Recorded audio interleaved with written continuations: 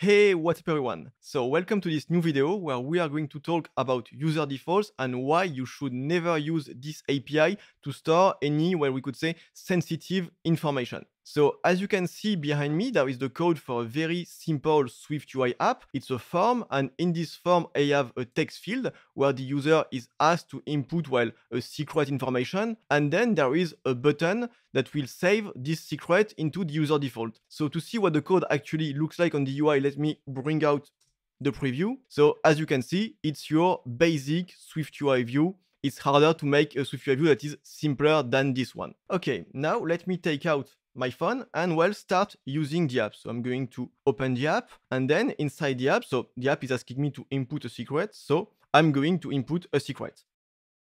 Now, of course, since it's a secret, well, I'm going to blur the screen because, as you can imagine, I don't want you to know about my secret. But that's it. So I have written my secret, and now I'm going to click on Save My Secret. So that's it. My secret has been saved in the user default. I can close my app.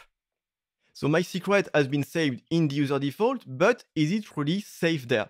Well, to see if that's the case, what I'm going to do is that I'm going to take my phone once again, I'm going to plug it in my computer, and then I'm going to use a software in order to access the file system of my iPhone. So there are a lot of software capable of performing this task. Here I chose to use, as you can see, iExplorer. So now here on the left panel, I'm going to click on apps, and as you can see, my app is available here. So it's my app called Tell Me Secrets. And you can see that I have access to all of the documents, basically the file system of my app. So this is everything that is sandboxed inside my app. So well, let me check what is inside. So we have documents, so there's nothing in the documents.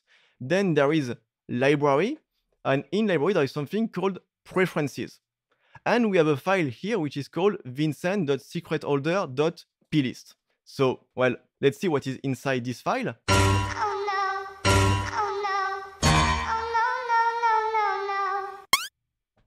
So yeah, as you can see, the user default API, actually, everything that you save using this API is being stored in an XML file, so it's a plist. And more importantly, everything is stored in plain text, unencrypted. So everything that is stored in the user default is basically accessible by anyone that has access to either the phone or any backup of the phone data. So what should you take away from this video? Well, what I want you to take away is that even though the user default API is super easy to use and super convenient when you want to persist a simple value, it should never be used to store any kind of sensitive information. Basically, storing sensitive information using user default is almost the same thing than sending sensitive information over the network using HTTP and not HTTPS. So if your app has the need to store sensitive data, which is after all, well, a legitimate use case for an app, you don't want to use the user default, and instead you want to use an API like the key store, for instance. And when your sensitive data is stored using an API like the keychain,